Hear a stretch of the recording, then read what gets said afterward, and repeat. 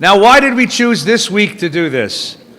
Well, the simple reason is because Professor Bloch was coming anyway, so we decided to capitalize on her trip. But the real reason is because it's Valentine's Day on Shabbos, and the bigger reason is because 50 Shades of Grey, the movie, is opening tonight all over Southern California.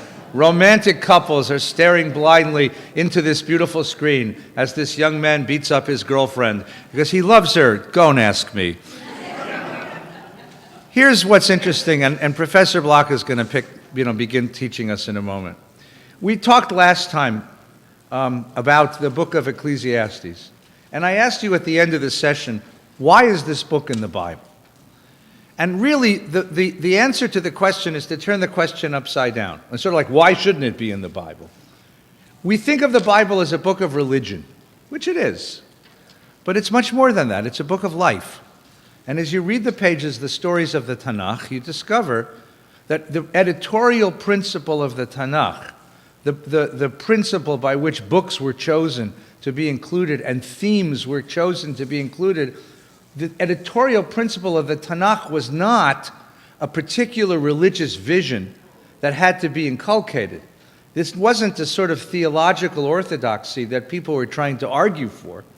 What you have in this book, I think, and you'll tell me if I'm wrong, but what you have in this book is an attempt to reflect all of the facets of what it means to be human in the world.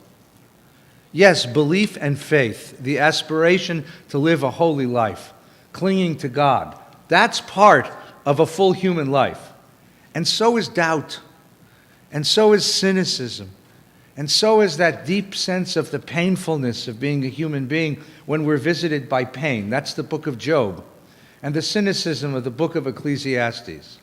And tonight, a very different mood, a mood that you didn't know was in the Bible. Listen to some of the words translated beautifully by Professor Bloch. Kiss me.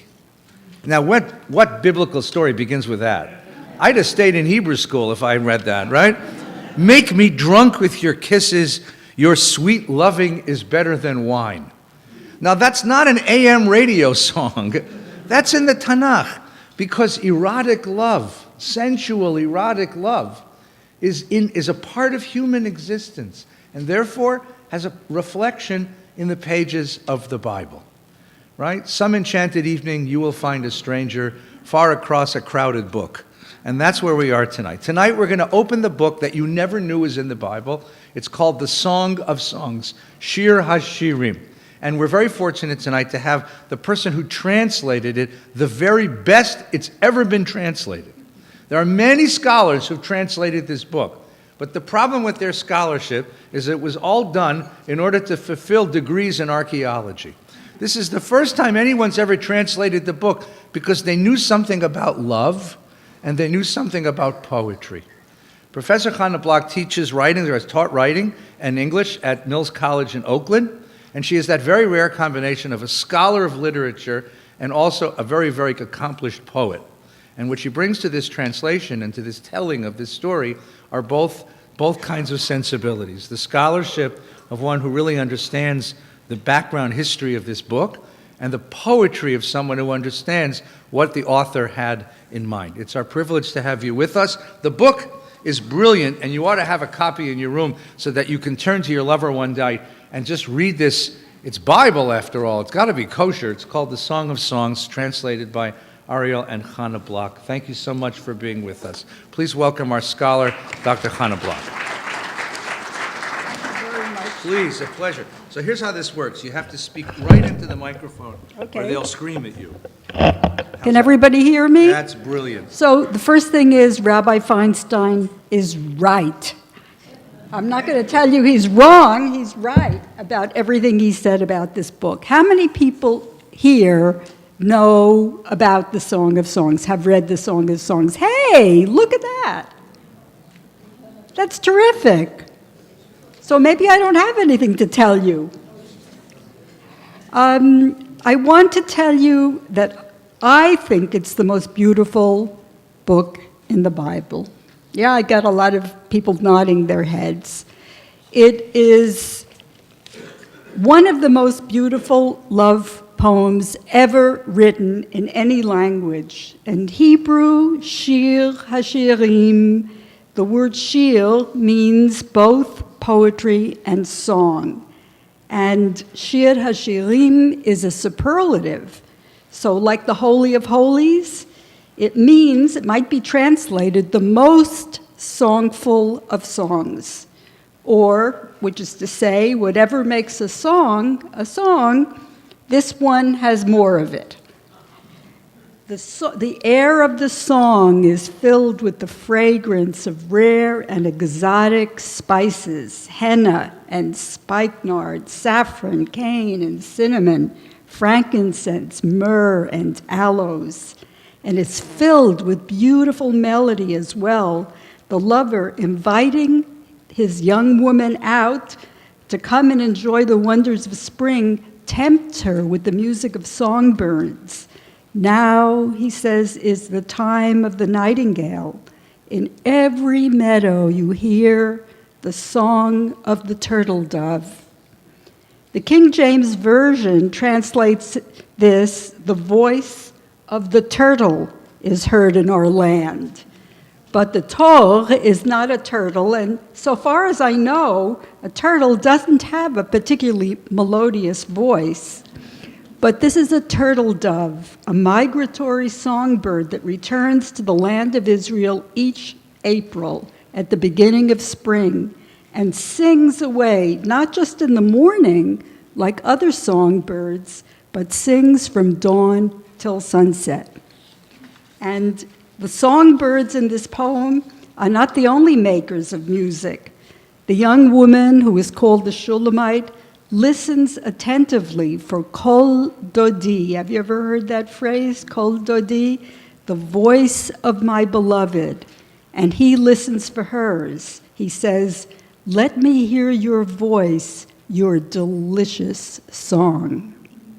The Song of Songs has been sung for ages. Scholars believe that individual lyrics of the song may have been performed at banquets and festivals and weddings for hundreds of years before it was written down. Singing to the accompaniment of flute, timbrel, or lyre was as much a part of the good life in ancient Israel as drinking wine or anointing oneself with fragrant oils. How do we know this? We know it because the prophets denounced it. Ezekiel, for example, compares himself with bitter irony to, quote, a singer of bawdy songs who has a sweet voice and plays skillfully. What kind of music actually was sung at weddings and festive occasions? Maybe something like chapter 5, verse 1, which has been called a drinking song. Feast, friends, and drink till you are drunk with love. Shir HaShirim was known and sung among the people who continued to understand it as an erotic love poem, even when the rabbis began to say that it had only a spiritual sense. Rabbi Akiva warned, whoever sings the Song of Songs at banqueting houses, treating it like an ordinary song, has no portion in the world to come. His emphatic prohibition makes it perfectly clear just what people were doing and where. And in fact, just like the Ten Commandments, you can learn a lot about life in ancient Israel or the contemporary U.S. just by reading the shalt nots, right? Tells you what people are doing. The Song of Songs is a poem about the sexual awakening of a young woman and her lover, not something you would expect to find in the Bible. And it is by intention that I named the young woman first, because I discovered to my delight when I was working on this poem and translating it, that she is really the center of the poem. You know that if you've studied the Bible in this class week after week, you know that it's written for the most part from the male point of view. And women are by definition the second sex. History is traced through the line of the fathers. Do you remember the priestly genealogies? And Enoch begat Methuselah, accomplished apparently without the aid of women. How did he do it? And the typical formulas for sexual relations in the Bible: he knew her, he came in unto her, he lay with her. Make the woman seem passive and acted upon. But in the Song of Songs, the lovers take turns inviting one another, and desire is entirely reciprocal. This is amazing in this male-centered anthology of literature. Both the man and the woman are described in images that suggest tenderness. They're both described as lilies, doves, and gazelles. And both of them are described in images that represent strength and stateliness, like pillars and towers. In this book of the Bible, the woman is certainly the equal of the man. In fact, she often seems more than his equal. Most of the lines are hers, including the first word in the poem, which Rabbi Feinstein read, "Kiss me." What a first word, what an opener. And who says it? The young woman. And the last word in the poem. And as a rule, she is the more forceful of the two. Her lover describes her as ayuma, which we translate daunting. Only she makes dramatic statements about herself. She says, "I am dark and I am beautiful. I am a wall and my breasts are towers." Only she commands the elements. Who commands the elements in the Bible? Do you remember who it is? God, right? But she says, "Awake, north wind, oh, south wind, come and breathe upon my garden." And she is not shy about pursuing her lover. She goes out into the streets of Jerusalem at night to search for him. Bold and unusual behavior for an unmarried woman. Her invitations to love are more outspoken than his, and she's the one who takes the initiative in their lovemaking. "I awakened you," she reminds him with some pride. "I awakened you." One of the rabbinical commentaries say he was taking a nap. Do you believe it? And she is the one who pronounces the great truths about love. For love is as fierce as death, its jealousy bitter as the grave. Even its sparks are a raging fire, a devouring flame. And she is the one who teaches that love must not be roused carelessly. She talks to a group of young women who are called the Daughters of Jerusalem, and we understood that as a group of her friends. And she's the one who instructs them. And she says, "Daughters of Jerusalem, swear to me by the gazelles, by the deer in the field." Swear? By animals? What are you supposed to swear by? By God, right? So she says, "Swear to me," we'll come back to this, "by the gazelles, by the deer in the field, that you will never awaken love until it is ripe." So she, who is very, very young, knows something. She's learned something about love, and she can pass it on to her young friends. How young? We think that she's probably just past puberty.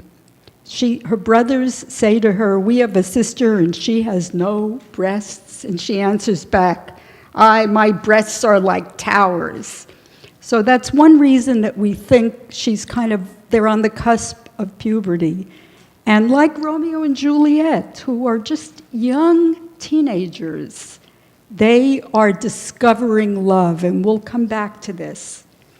Apart from her, women are given an unmistakable prominence in the song. Everywhere else, when you talk about a family, you talk about a father's house, the usual biblical term for family.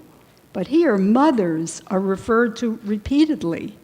The Shulamite, the young woman, brings her lover home to her mother's house, and she declares that she awakened her lover in the very place where his mother conceived and gave birth to him. And even King Solomon's mother appears in the poem. So in the Bible, the history of the tribe really is shaped by the fathers for the most part. But in the Song of Songs, the traditions of love appear to be handed down by the mothers. So I want to talk about, what I thought I would do is talk a little bit more about it and then read you some of it and then talk a little bit more. How does that sound? So what is so unique about this? This book is the only surviving instance of a purely secular love poem from ancient Israel. And we know from places in the Bible that just mention it that there were books that got lost. After all, think about it. How can something be preserved for thousands of years? And where would it be preserved? Why was the song preserved? It was probably preserved because people loved it and thought it was important. And by the way, did the Song of Songs, was it a book like this? It was written on a scroll. And where was it stored? Where was it probably kept? Maybe in a cave, yeah. So how did something survive for so many years? Probably because there were adherents who thought it was very important. In this book, there is no reference to history, to nationhood, to destiny, and no mention of God's name. The only other book in the Bible, which you studied last week, right, is Esther, which doesn't mention God's name. So, what? Next week. Okay, so when the teacher asks you, you'll know the answer before you get to that chapter. So there's no mention of God's name, and erotic love is praised, and there's no reference to marriage or procreation. What's the purpose of having sex in the Bible? Procreation, having children, preserving the family line, letting the tribe increase, and so on. There's nothing about that in the Song of Songs. It's just about passion, just about love. And as I talked about already, the centrality of women and the mutuality of that they both love each other, they're both equally important. And the other thing, which we'll come to, is that although some critics over the years have said these are just innocent young lovers who are yearning for one another, I can prove to you that in fact their love has been consummated. They have actually slept together, and there's proof of it in the song. So the other thing that's so unusual is that this book is full of celebration and joy. It's not a tragic book. When you think about Romeo and Juliet, what happens to them? Tristan and Isolde, right? Love is very often bound up with suffering. And it's very interesting that the word passion comes from a Latin word, patior, which means to suffer. And when you think about it, the crucifixion of Christ is called the Passion with a capital P. So this is the same word, and very often love stories are tragic and are filled with pain. This is a love story that is filled with joy, with a little bit of a shadow here, a little bit of a shadow there, but basically people who love each other. And my feeling is this book is very voluptuous, but at the same time it has a beautiful freshness and innocence of spirit. And I think that's because this couple is discovering love for the first time. That's the way I would explain it. They're not jaded. And, today, reading about sex is something you find everywhere. And Rabbi Feinstein mentioned the movie theaters, right, and what's playing. But what about innocence? When was the last time you heard about innocence? And young people who were still fresh and innocent in their minds. That's what I find so amazing about this book. How can it be so voluptuous and so innocent? So I think what I'd like to do is read a little bit. You have some pages that were duplicated. I'll talk a little bit about what I read, and then I'll talk some more about the song. Everybody can hear me, right? So in Hebrew, you can tell whether it's a man or a woman speaking. If somebody says, Hinach Yafa, you are beautiful, it's a man saying it to a woman, or a woman saying it to a woman. And if somebody's saying, Hincha Yafeh, it's about a man. So you know from the second person, both from the verb and from the proverb, from the pronoun, you know exactly whether it's a woman or a man speaking. What about you in English? You don't know. So one thing we've done is, and other translators have done that too, we use different typefaces for the woman and the man, and we used the italics for the woman and the Roman, the straight, for the man. So this, as Rabbi Feinstein pointed out, starts with the very words, kiss me, make me drunk with your kisses, your sweet loving is better than wine. And later, if I talk about translation a little bit, I'll explain why we chose the word loving, which most people have translated it just love, and we had a reason for that. Then in chapter 2, verse 4, is 4 stanzas, and she is speaking, and she says, now he has brought me to the house of wine, and his flag over me is love. Let me lie among vine blossoms in a bed of apricots. I am in the fever of love. The usual translation of that verse, cholat ahava ani, is I am sick of love, which would suggest I've had enough of it. But that the day that the idea came to me to use the word fever, I was so elated that I got up from my desk and walked out the door and ran, I think 4 miles. I was so excited because for months I'd been wrestling how to convey this, which fever does have the idea, a little bit of sickness in it, but it means something more. It means the excitement. His left hand beneath my head, his right arm holding me close. Daughters of Jerusalem, swear to me by the gazelles, by the deer in the field, that you will never awaken love until it is ripe. And gazelles and deer are also very graceful animals. That's one thing you know about them.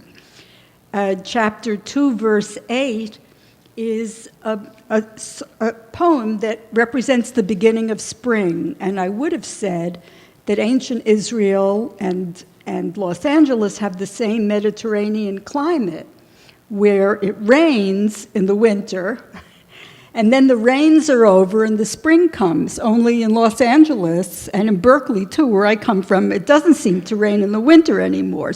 But the poem remains.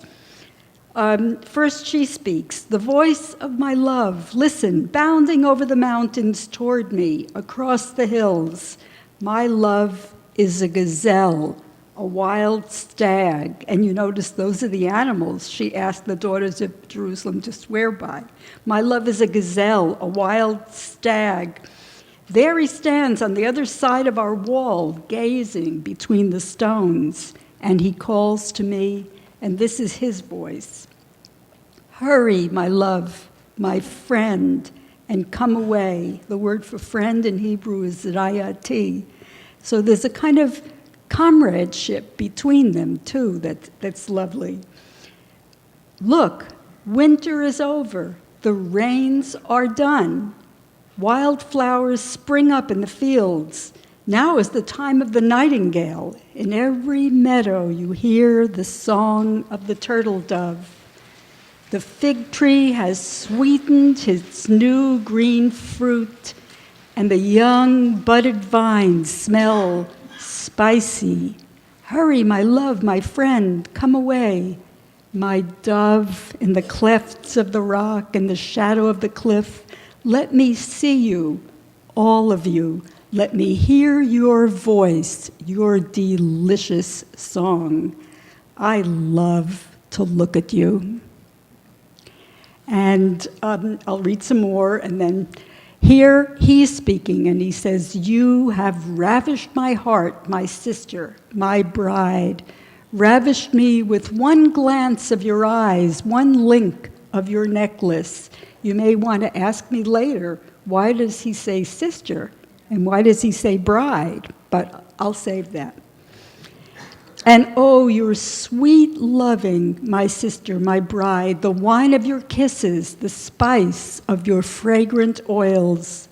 Your lips are honey. Honey and milk are under your tongue. Your clothes hold the scent of Lebanon. Lebanon would be Mount Lebanon, so the scent of the mountains. And this is milk and honey, which also suggests the promised land. So they contain everything within themselves. The next one is really interesting, 4:12. An enclosed garden is my sister, my bride, a hidden well, a sealed spring. An enclosed garden is, in Hebrew, it's gan na'ul, and this actually became, in later Christian commentary, an image for chastity and, believe it or not, for the Virgin Mary. She's enclosed, meaning she's closed to men, right? But this is what he means when he says that, is she's closed to everybody but me. And then he describes her as a garden. And what we know from research is that this is a fantasy garden because not all of these things grew in ancient Israel. Your branches are an orchard of pomegranate trees, heavy with fruit, flowering henna and spikenard and saffron, cane and cinnamon, with every tree of frankincense, myrrh and aloes, all the rare spices. So we know that henna and saffron grew in ancient Israel, and that myrrh and cinnamon and cane probably didn't, and that spikenard, frankincense, aloes were imported. And we know this about trade in ancient Israel, were imported from Arabia, India, Nepal, and China. So this is a fantasy garden. He says, you're a garden that contains the spices of the whole world. It's not the garden that they had in their backyard. This is an imaginary garden. You are a fountain in the garden, a well of living waters that stream from Lebanon. And this is the verse I told you about before, where she commands the elements, and she's inviting him. She says, awake, north wind, oh, south wind, come, breathe upon my garden, let its spices stream out. Let my lover come into his garden and taste its delicious fruit. Is this sexually explicit or not? Well, it's very suggestive, but it doesn't say, never mentions which parts of the body it's referring to, but you know, because it's using metaphor. That's one reason why it can retain that beautiful freshness and innocence without, and I feel that if these things were actually specified, it would be less interesting, right? The next one is the most dramatic. Oh yeah, and I didn't read 5:1. So she invites him to come into her garden. And what does he say? I have come into my garden, my sister, my bride. I have gathered my myrrh and my spices. I have eaten from the honeycomb. I have drunk the milk and the wine. Feast, friends, and drink till you are drunk with love. Now, if you know anything about the tense of the verbs, he says, I have come, bati. I have gathered, ariti. I have eaten, achalti. I have drunk, shatiti. What does that mean? The perfect tense in Hebrew, like in English, is a completed action. This is one of the passages in the song that really suggests, he says, I've come, I have been there. Actually, if she says, kiss me for your loving is sweeter than wine, you already know from verse 1 that she has an idea of what his loving is like. So these are lovers who are entranced with each other, but they're not just yearning for one another from a distance. Now, I told you that there's one part where she runs out into the streets of Jerusalem to look for him. And that's the next one, and it's the most dramatic lyric in the song. It starts with chapter 5, verse 2. And it alternates between the two of them at the beginning, and then it's just her. I was asleep, but my heart stayed awake. Listen, my lover knocking. Open, my sister, my friend, my dove, my perfect one. My hair is wet, drenched with the dew of night. And she says, she's playing coy at this point, but I have taken off my clothes. How can I dress again? I have bathed my feet. Must I dirty them? Well, she shouldn't have been so coy, because my love reached in for the latch and my heart beat wild. This was translated in the King James, and my bowels were moved for him. But bowels were kishkas, innards. So we translated it, my heart beat wild. I rose to open to my love, my fingers wet with myrrh, sweet flowing myrrh on the doorbolt.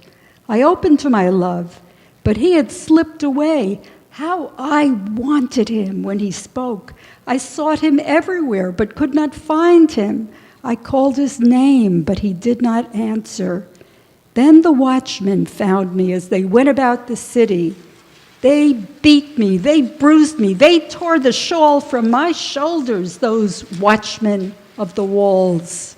Swear to me, daughters of Jerusalem, if you find him now, you must tell him, I am in the fever of love. Now, what does it mean that she ran out into the streets of Jerusalem and the watchmen beat her up? I said that it was a very joyous poem and there were a couple of shadows in it. This is one of them. Does this reflect what life was actually like for a young woman in ancient Israel? Well, she's a young unmarried woman.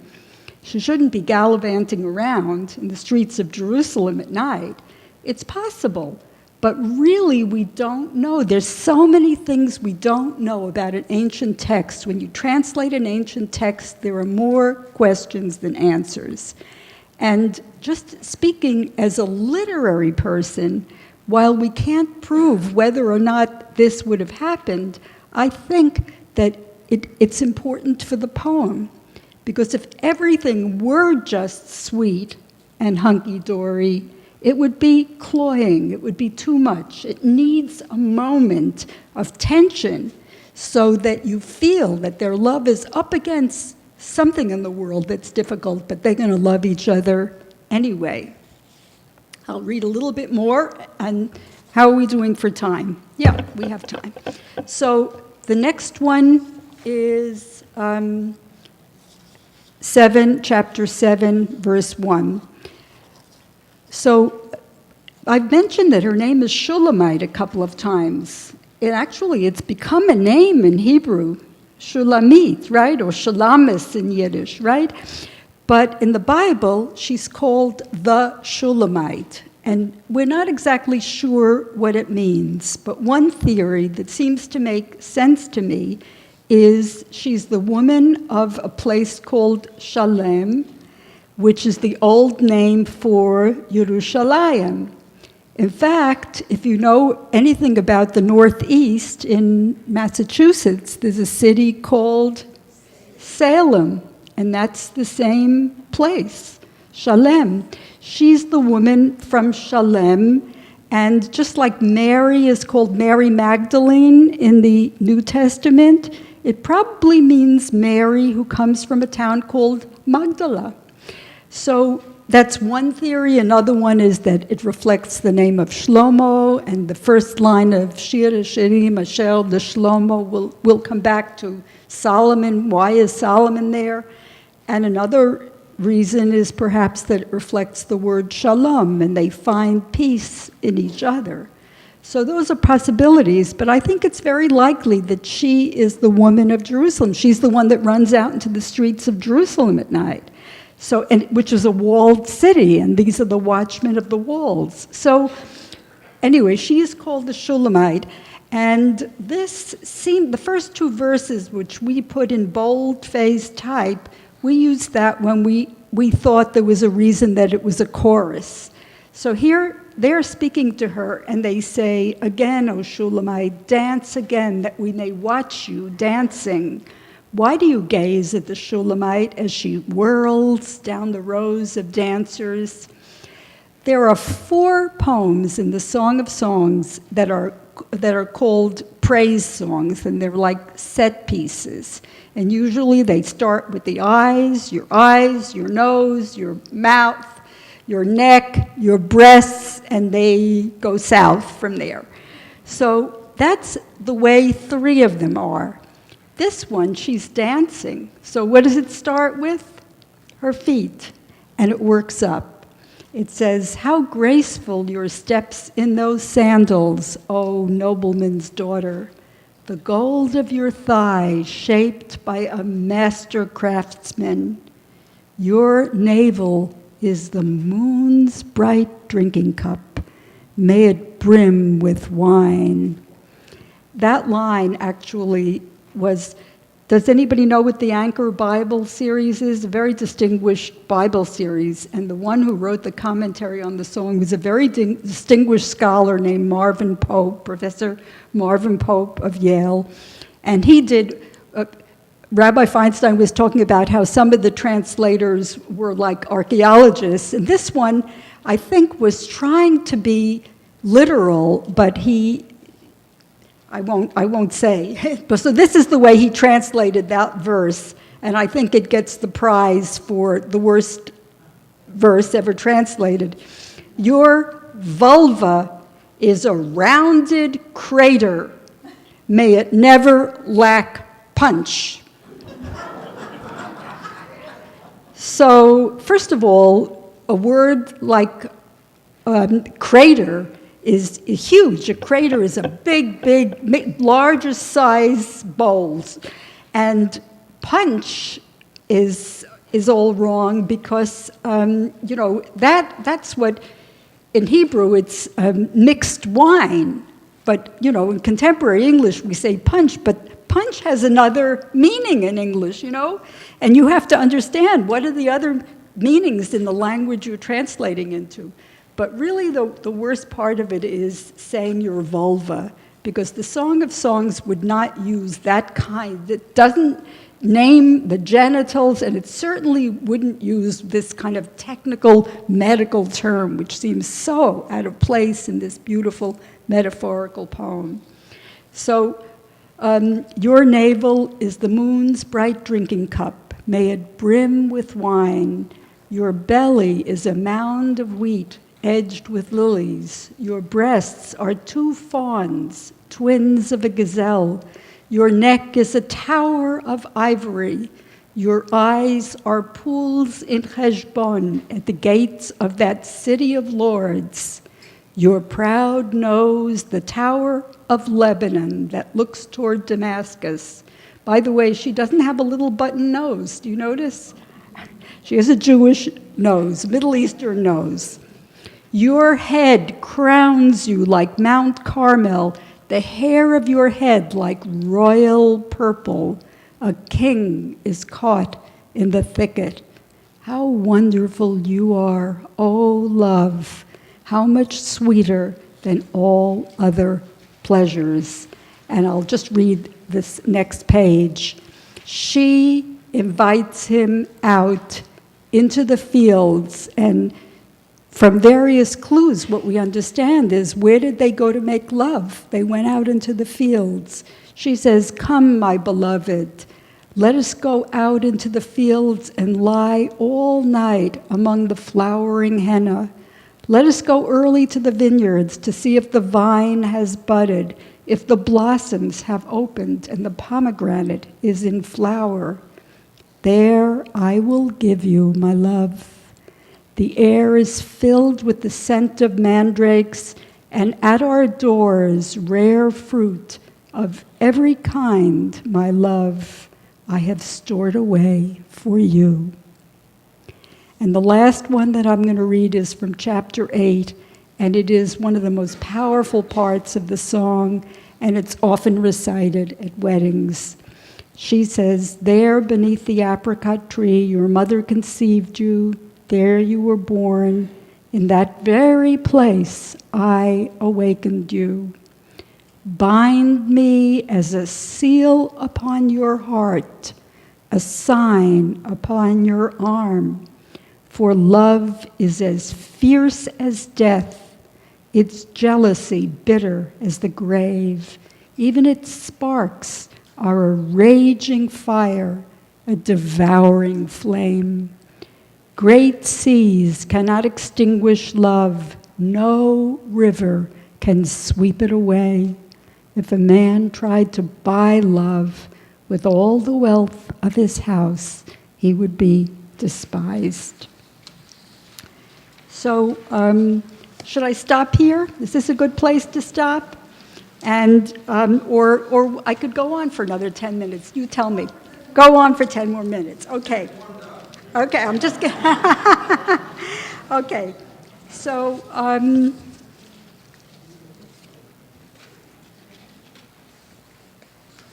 yeah, one of the things I wanted to say is just to enter into this world, when you think of the ancient world, that first of all, we do not know when exactly this poem was written. It can be perhaps dated by the kind of language, by the amount of Aramaic in the Hebrew, because Hebrew began taking in more and more Aramaic, and at the time of Jesus, Aramaic was the spoken language. So there's ways of kind of measuring it. But you cannot be absolutely sure. You cannot know about dating it. But you do know that it's a world that is different from our world. It's a world in which spices were as valuable as silver and gold, and where people were in awe of the stars, and where sheep and goats were a form of wealth, and where horses and chariots were still new enough in the Middle East to be the subject of metaphors. So that's a different world than ours. You have to be able to imagine yourself back into a world completely different. Completely different, and yet, is it so different? I think that what's so amazing about the Bible is that it's from another age, and yet it reflects human emotions so exactly. If you read the book of Genesis, you discover how people are formed and deformed by family, right? That's what those stories are about people. And all the same emotions, are they so very different? We understand them. So that really makes you think about what is the same and what is different. Our world is so completely different, and yet it is the same. So we can understand this poem. there is a kind of youthfulness that is wonderful here. The Shulamite, as I said, is probably just past puberty. Early on in the poem, she says, take me by the hand, let us run together. And I remember thinking, I translated this poem with Ariel Bloch, to whom I used to be married. I'm not married to him anymore. I'm married to Dave Sutter, who's sitting here. But I remember thinking when we translated that poem, take me by the hand, let us run together. That's about young people, and we were middle-aged translators. So running was something, even then, we weren't running like gazelles anymore at that point. And another reason why I think they're young is the imagery of spring. Winter is over, the rains are done, all the wildflowers begin to come up. The fig tree, the vines, the pomegranates, the nightingale that comes back every spring, the dove in the rocky fissures, and all of that suggests youthfulness, spring, the spring of life. Why do we think that I gave you one example of why we think that their love was consummated. I gave you the example, I have come into my garden, I've gathered my myrrh, I've eaten from the honeycomb, I've drunk the milk and the wine. She says in another place, wherever we lie, our bed is green. That's another line. And he says, she says, all night between my breasts, my love is a cluster of myrrh. These are lines that occur throughout the song and indicate that they have become lovers. How did the song get into the Bible, given the biblical attitude towards sex, right? This is about as far as you can get from the book of Leviticus. But Rabbi Feinstein was saying the Bible is not a religious tract. It's an anthology. In fact, the word for Bible in Greek is ta biblia, the books, plural. There are many books, and each book represents a different world, and they were put together. We're not sure exactly why. It's heterogeneous, but certainly in the New Testament there is an antipathy to sex. In the Old Testament, sex is not a sin. It's a celebration. In the book of Proverbs, the things I marvel at, among the things that this young man marvels at, the way of a man with a woman. And in Proverbs, take delight in the wife of your youth, a loving doe, a graceful gazelle. Let her breasts fill you with pleasure. Very similar to the language in the Song of Songs. In Ecclesiastes, that most cynical of books, nonetheless, what does it say? Eat your bread with joy, drink your wine with a merry heart, enjoy life with a woman you love. That's in that cynical book that says, vanity of vanities, all is vanity, there's nothing. But what is there? There's joy and there's love. But, as I mentioned, sex is sanctioned only in marriage and only for the purpose of having children and perpetuating the family line. So we're not sure how the Song of Songs got preserved, and it could be that it was initially preserved as a literary treasure. Perhaps the Bible was once upon a time just a collection of great books, considered these are the great books of ancient Israel.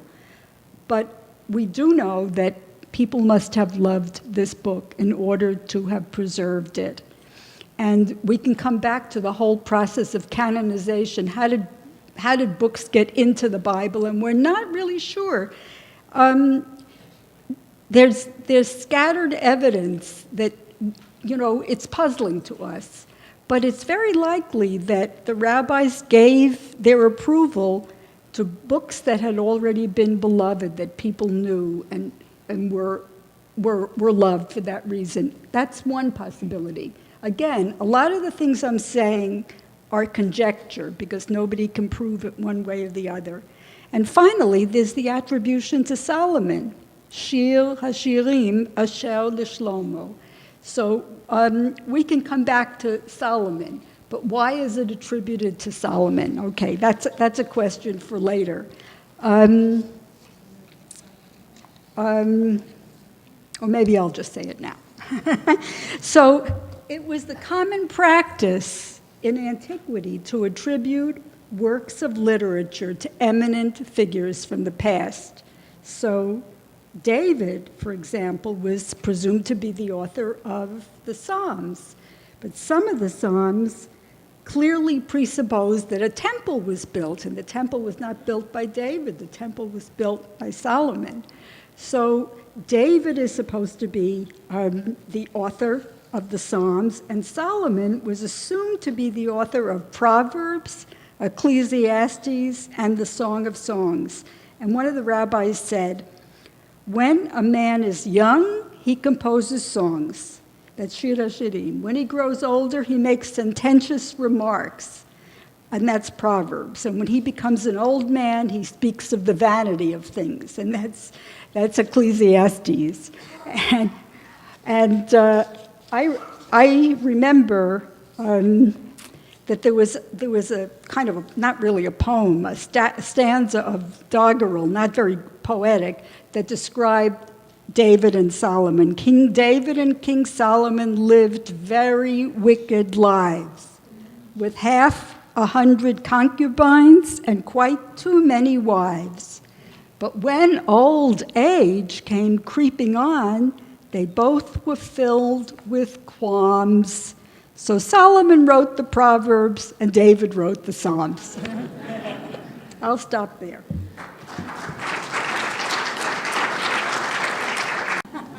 Our guest tonight is Dr. Chana Block. And Chana is the translator and author of a wonderful commentary on the book of the Song of Songs. And we've heard a wonderful talk about her adventure with this book and how beautifully it's been translated now. So the first question is about, forget the book for a minute, about you. Tell us who you are. I mean, where does one come by this capacity both to write beautiful poetry and also to understand the Bible at such depth? It all goes back to the Bronx. Anybody here from the Bronx? There you go. Right? So actually, I studied Yiddish as a child. This is my brother, Saul, is sitting in the first row. And it turns out, to my amazement, I discovered for years I was saying I was sent to a Yiddish school and he was sent to a Hebrew school because Yiddish was for the girls and Hebrew was for the boys. And he told me the other night that he went to that same Yiddish school. I really didn't remember it. But anyway, I studied Yiddish, and it was Shalom Aleichem Volksschule, which was quite anti-Hebrew, and I went to the Mittelschule too, and I hated Hebrew. And our theory was that they hired the worst teachers for Hebrew, so we would hate it. But I began to study it really in college, and I began to love it. I studied it in Cornell, and then I went on, and then I lived in Israel, 1964 to 67, and then I lived in Israel again, 84 to 86. And at one point, I was really fluent in Hebrew. I have to say, it's pretty rusty now because I don't use it. But I loved the language. When I started reading it, I loved the language. And I always loved this poem. This is actually, it was from our Yiddish-speaking camp, Camp Boiberek, where they used to play it every Friday night. If you will forgive somebody who sings off key, this is what we used to hear. Shir HaShirim Asher LeShlomo Yishakeni min shikot pihu Ki tovim dotecha mi'ayin Ki tovim dotecha mi'ayin So who knew what it meant? I had no idea. It was just sounds to me. And yet I thought it was very, very beautiful. And I think my first contact with the song actually was when I was in college, and a boyfriend and I were reading it to each other from the King James Version. And we knew who was the boy and who was the girl, because English doesn't reveal, because there would be little subtitles that would say, he speaks, she speaks, you know. The young man speaks, the Shulamite speaks. So that's how we knew. And at that point, I really didn't know Hebrew very well. But I started by knowing Yiddish, and I came to Hebrew after I had already translated from Yiddish. Yiddish writers named I don't know if you heard of Gladstein and Sutzkever, and Hebrew writers like Amichai, I'm sure you've heard of, Amichai Ravikovich. So the Song of Songs was a totally different experience, and it was, of all the translation projects I've been involved in, this was the most interesting because it was the most difficult. All the others, there's somebody you can talk to. I would meet with Isaac Bashevis Singer at the Automat on the Upper West Side, and he would buy me a prune Danish, and we would sit and go over the translations that I worked on, and he would tell me all the words I didn't know. There was somebody to ask, and when I translated from Avichai, I would go to his house in Jerusalem and talk to him and read it to him and say, what is this? The Song of Songs, we have no idea who wrote it. And we can't imagine exactly when it was written, and we have trouble imagining ourselves back into that ancient world, and there's nobody to ask. There's nobody to ask if there's a word you don't understand, and there's a lot of words that are obscure. So it was a huge challenge. I was very fortunate to work with my former husband, who was a wonderful linguist and whose field was Semitic languages, ancient and contemporary. And he was a scholar of Arabic, but Aramaic and ancient Hebrew, and he knew the Bible by heart, so he was really a very, very good person to do this with. So when I was in seminary, beyond the last century, and we had a class on Ketuvim, the later books of the Bible, which is the topic of this course. And we had a set of lectures about Shir HaShirim from a distinguished Bible scholar. And we were taught in that class, first of all, that if you read it literally, we were told the boy and the girl never touch. In fact, it's a song of longing for two people who never get into proximity with each other. So when I opened your translation, the very first thing that shocked me was your theory that not only do they touch, but mama, do they touch? I mean, and that the way you translated some of the words that I remember, we also had to translate a little bit of it, dodim was this word that you translate as intimacy, as physical consummation, that we translated as yearning or longing. Then there was a second theory that we were taught, which that this is a tripart. This is the boy, the girl, and King Solomon. And that this is somewhat of a drama, of a soap opera, where the King Solomon is trying to seduce the girl, but she's in love with her boyfriend back at the farm. And that this is a three-part drama, right? That was another theory. And you pushed that one aside as well for me in reading it. And then the most famous one, of course, is the one that we read in Talmud. When the Talmud asks the question, why was this book put into the Bible? It's already in the Bible. So the Talmud was just sort of wondering, like, how did it get there? And that's when they say, well, Rabbi Akiva says it's the love song between God and Israel. And if the whole Bible is kadosh, is holy, the Shir HaShirim is the holy of holies. He read it as the most holy of all songs. So tell me about these different ways of reading it. First of all, the story about King Solomon and the shepherd lover and the young girl, it's soap opera. It was soap opera concocted because people didn't know exactly what to make of Solomon being in the poem. But What was the last thing you said about? Let's Rabbi Akiva. Rabbi Akiva said that this is the Holy of Holies. Well, in one sense, you can take it literally because you can say erotic love between two people is the Holy of Holies. It is the holiest thing. But it can also be that he wanted it to be in the Bible, and he represented it that way because it was already beloved by people, and people who understood it literally, who understood it as being about erotic love, which is not a terrible thing, and certainly not in the Hebrew Bible. So we don't know why Rabbi Akiva said it exactly, but that gave it the gushpanka, that allowed it, that was probably one of the reasons why it made it into the canon. We don't really know the criteria that the rabbis had. We really can't figure it out. But why did they let some books in? There probably were more books than these. Why did these get in? And I had to think about that. You know, this is a love poem that's about happy love that works out between young lovers. Is that the only kind of love in the world? There's also anguished love, there's love that's disappointed, there's all kinds of love, and there must have been poems about that too. What happened to them? We don't have them.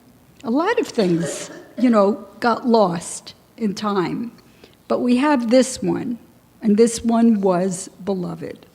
So it occurs to me that when we employ a metaphor for something which is hard to express, that a metaphor works both ways. The metaphor does not, or an allegory in this case, an allegory doesn't erase the literal meaning of the text, but it elevates it in a certain way.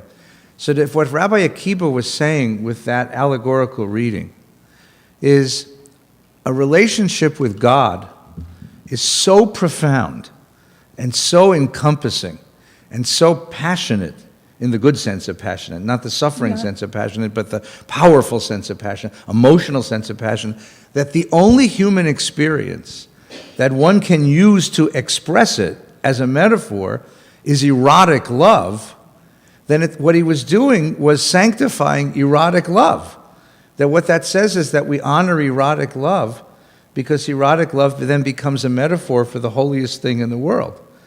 And so there's a certain way in which he doesn't erase the literal meaning of it. Yeah. He preserves it. Yeah, well, there's two different things operating here. A metaphor is, I think it's the way the human mind works. We really can't understand anything without comparing it to something else.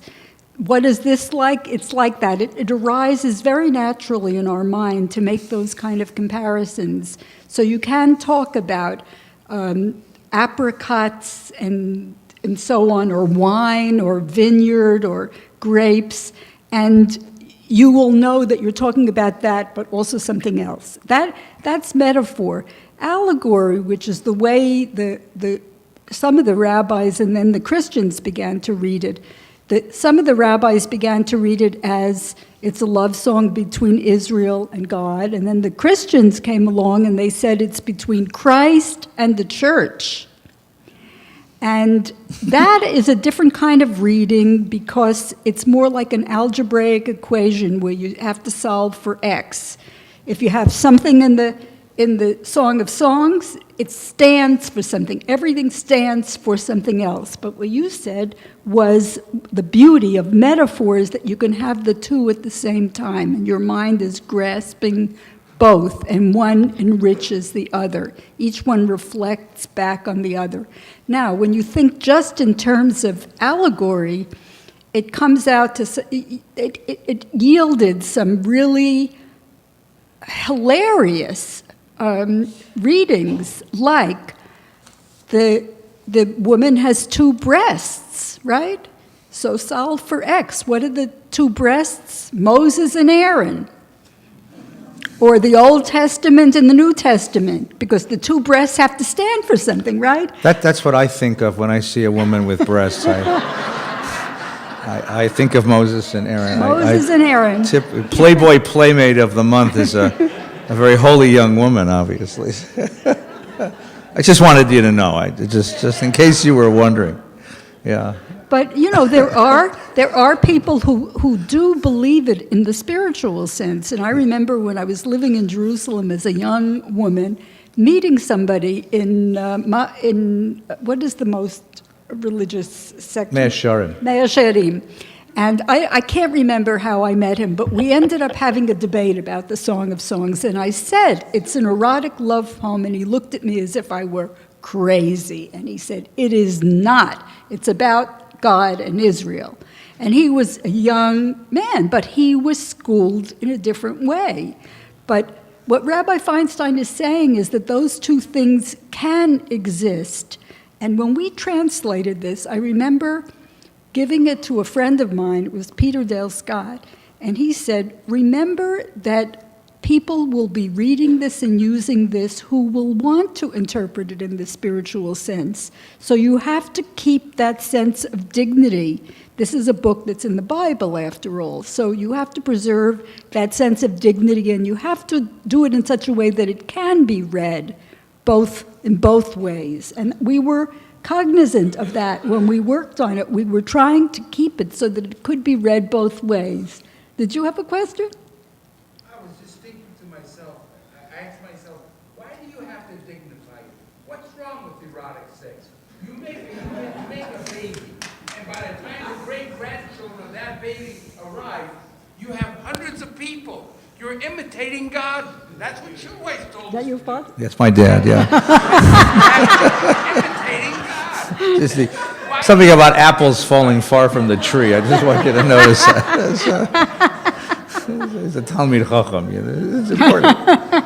You never know. You can have children, and one of them can become a rabbi. Yeah. So let me pursue this, Chana. Let me pursue this for a second, because it's a very important point that you're making, and I want to pursue it in this way. So I'm reading your trend. I remember reading it as a student, and it confounded me. It confounded me because the Hebrew is very difficult and sometimes very obscure, and the translations were worse. Marvin Pope's translation we all used because it was the best English translation. Then H.L. Ginsberg, who was our Bible teacher at the seminary, who's a fairly adept translator of English, but no poetic soul whatsoever. Ran it over with a steamroller, basically. And what was so beautiful to read in your translation was the sensuality of the thing. The book, when you think of all these images, apricots and cinnamons and spices, I got hungry, and wine, and then the flowers, the smells, and then the vistas, the things that he's watching, they're looking at. It's all the senses. Yeah. It's all the senses. So here's the question. When we think of religion, and sometimes we associate with the Bible, we think of a human system which represses senses and has a problem with bodily desires and bodily knowing. One's supposed to know with the soul, with the eyes of the soul, but not with the real eyes. And you went the other direction. You went into this very... So what is the Bible's attitude toward the body as reflected in this particular poem? That it's beautiful. That it's beautiful. And that youth is beautiful too. Here I'm speaking as a 75-year-old. Youth is beautiful too, and that freshness that goes with youth is so amazing, and that the body itself is so beautiful. The woman's body and the man's body are both described in images that are stunning. Now, there's nothing in the Bible, so far as I can remember, that talks about the beauty of a woman's body, right? Right. And that describes it so that you can visualize it. And one of the theories, Ariel came up with the idea that it was probably written down, although some of the songs may have circulated, as I said, and were sung for who knows generations, and then a poet came and joined them all into one thing and wrote it down. He figured out on the basis of the Aramaic that it may have been written down in the 3rd century BC. That was a time when it was a Hellenistic period, and the Greeks were in control of ancient Israel. At that point, there was Greek culture in all of the cities, in all of the major cities of Israel, and they dug up a torso of a nude Aphrodite near Haifa. And I started thinking about that and thinking, what would it have meant for a Hebrew poet to see statues like that, you know? And to see it for the first time, could it be that it would had some influence on it? We don't know, but there's a lot that reflects that period, you know, the concern with private as opposed to national life and the attitude towards sex and so on. It seems to be a kind of freedom. So, again, is something that you can't prove. Right. But I love the thought that a Hebrew poet could have seen a statue of a nude Aphrodite and thought, oh, that is so beautiful. I wish I could put it into words. And I also found in your translation, and I didn't find this when I was younger reading in the original, all the references to the Garden of Eden.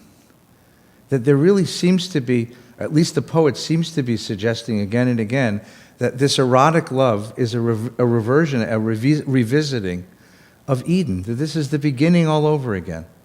Well, you know, one of the things we translated is tapuach, we translated as apricot. In modern Hebrew, tapuach is apple.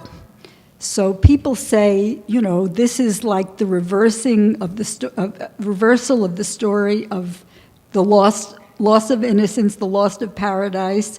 So you should translate it apple, an apple for an apple, because Adam and Eve ate an apple and they got punished, and now you have an apple again, and they have everything renewed.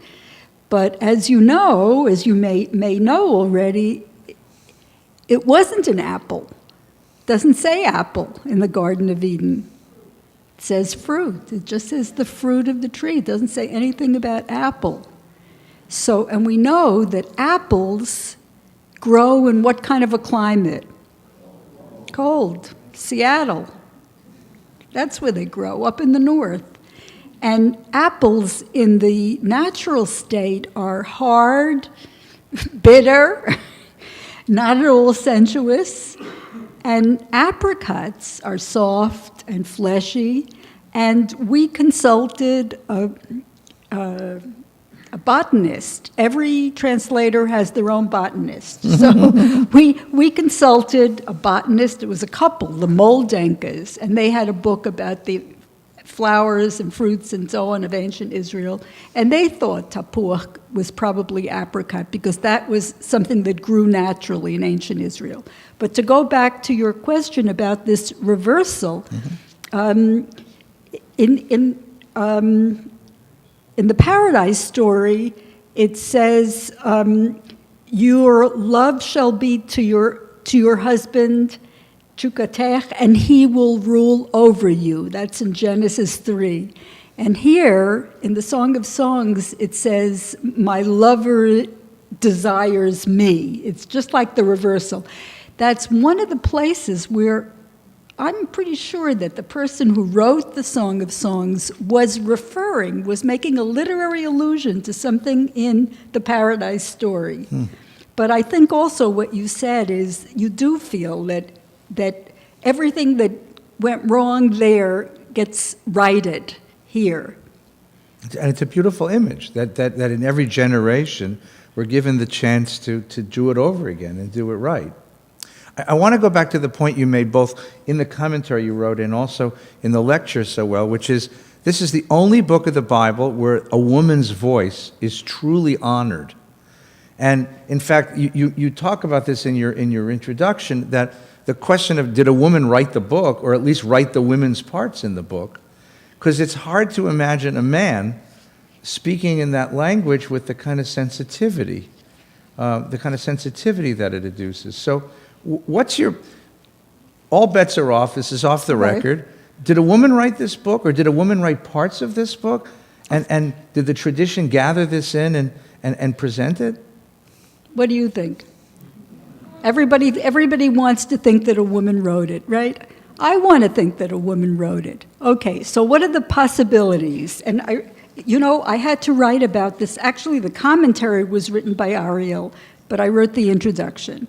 And when I wrote the introduction, I submitted it to the editor. This was first published by Random House, and the editor you might have heard of was Jason Epstein. So I gave it to him, and he read it, and he said, "It's very good, Chana, only there's one thing that you've omitted. Did a woman write it?" And I said, I don't know if I want to deal with that, because that's such a trendy question. I don't know if I want to get into it. He says, well, you have to. Mm-hmm. So I sat down and I thought about it, and this is what I came up with. There's a lot of speculation about whether even some parts of the Tanakh, of the Torah, could have been written by women. People talk about the J document, mm-hmm. that only a woman could have written that. So women were traditionally associated with song. They sang songs of victory. They sang songs of mourning. The Song of Deborah was attributed to a woman. That's the most ancient song in the Bible, 1200 BC, was supposedly written by a woman. And we know that there were women singers who sang at banquets and festivals, and it's possible that they wrote the songs that they sang. I mean, we don't know. So those are possible reasons why a woman could have written it. But you might say, well, only men knew how to write, or some men knew how to write, and women didn't know how to write. But literacy, a poet would not necessarily have to be literate. There are people who think that Homer was not able to write.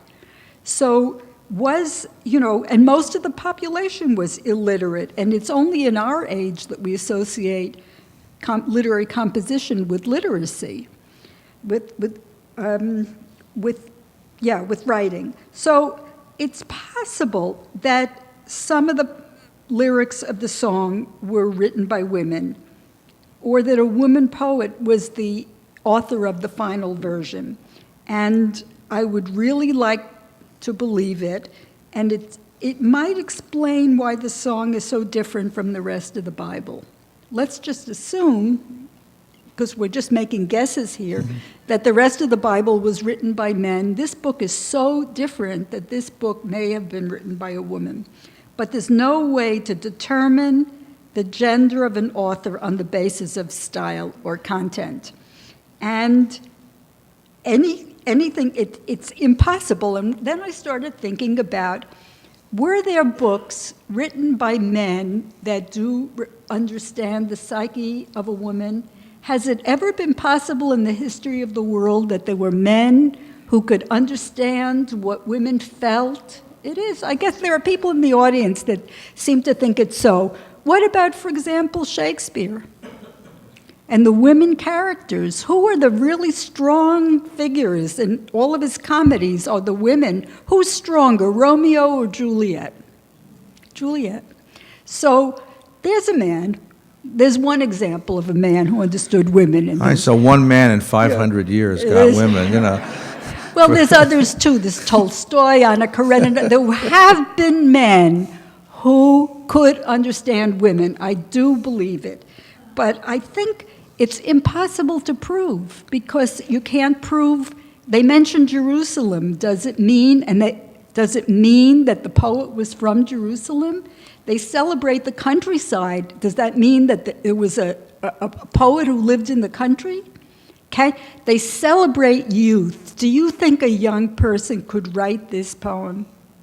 No. I do not think a young person could write this poem. A young person could not be able to understand what the freshness of youth is the way we understand it, right? I think we understand. People don't necessarily agree, but okay, you don't have to agree with me. But I think this poem could have been written by an older man. It's possible. We have no way of knowing, and really I would like to believe that it's written by a woman, but we can't prove it. Wow. I want to finish tonight. Before we conclude, I just want to take advantage of the fact that you're with us. And last night or 2 nights ago, you gave a lecture at UCLA about translating Yiddish, which is, I know, another one of your preoccupations.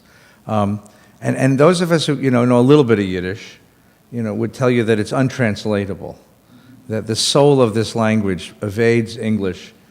You can get close to it, but if you've ever tried to explain to a non-Jewish person what the word "oi" means, by the time you're finished, it's "oi," they're gone already, So take just a moment, and if you don't mind, Yeah. and just if you could summarize in just a moment what your experience has been in translating Yiddish, and whether Yiddish literature and translation is even worth reading, and where one goes to sort of get this sense if you don't speak the language well enough. If you want to read, for example, one wonderful translation of Isaac Bashevis Singer, read Gimple the Fool, translated by Saul Bellow. Now he knew Yiddish, and it's an amazing translation, and it does give the taste of Yiddish.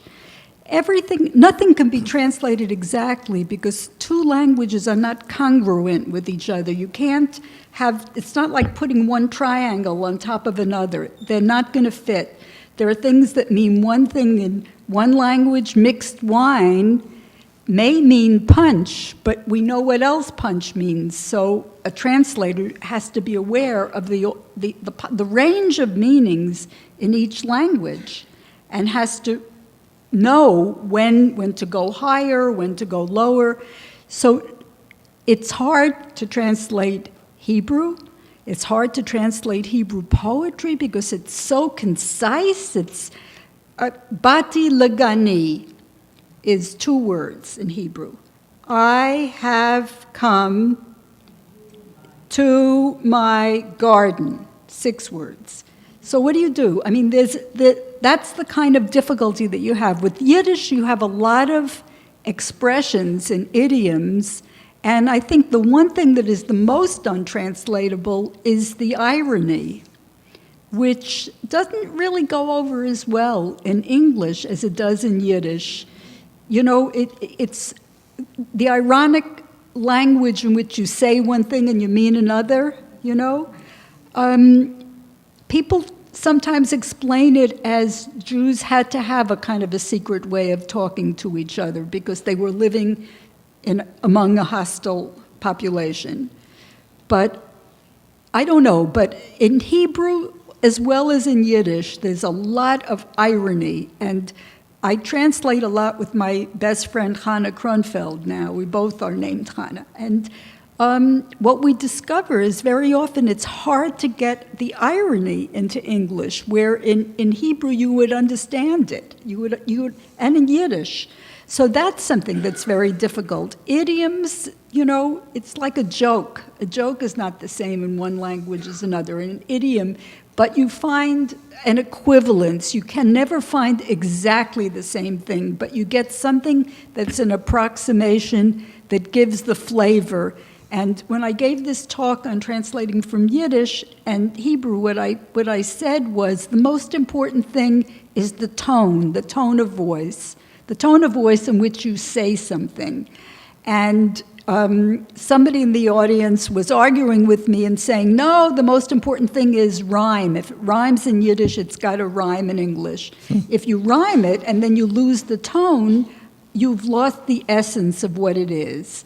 So, for example, when we were translating this book, we asked ourselves, what is the tone? What is it about?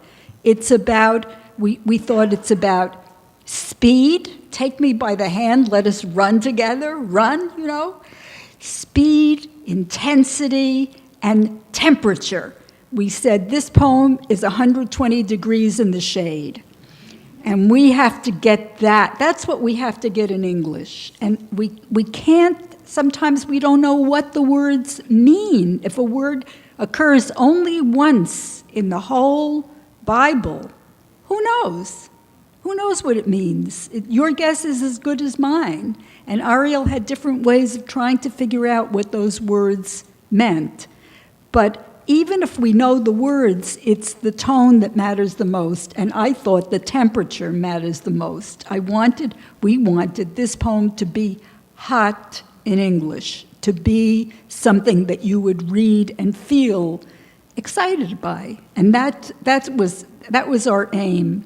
So yeah, Yiddish and Hebrew are both hard to translate, but I think it's probably hard to translate Chinese. I think, how does anybody ever translate Chinese? There's so many different characters. I read a novel that's just been translated from Chinese, and I marvel at it. I think, oh, Hebrew, Yiddish, that's easy.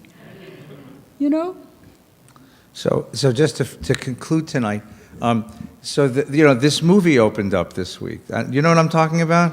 So there's this semi-pornographic set of novels called 50 Shades of Grey, which is about a man who seduces a young woman into a certain kind of naughty sexual behavior, which is semi-violent, actually. It's rough. And it's the biggest selling movie of the year. They've already sold more preview tickets than any. And the reviews are coming out today. The reviews came out today in the New York Times and elsewhere. And I was reading those reviews while I was preparing to speak with you tonight. And it occurred to me something very powerful, which is that our culture now is so saturated with sexuality and sex that to go back to a book where you have two people who just flat out love each other, just the passion of these two young people for whom love is new, their bodies are new, their connection is new, the joy of the whole thing is new, as you said, fresh, voluptuous, and yet reticent in a way because it's new to them, was such a powerful thing. Like we've lost, our culture has lost that innocent voice, and the Bible gives it to us, and it's in the Bible of all places, which means that it carries a certain sanctity. To shove away all of the naughtiness, to shove away all of the coarseness of sexuality in our culture and return to two human beings who are just passionately engaged with each other is such a holy kind of thing to do. So thank you so much for allowing us to share that with you tonight. And thank you to all of you. I recommend it. It's available in several different printings, Random House, Modern Library, and University of California. And they're all very good. It's called The Song of Songs, Ariel and Chana Block translation. Next week, Stephanie Colin will be here to talk to us about the Book of Esther. Have a wonderful night. Thank you.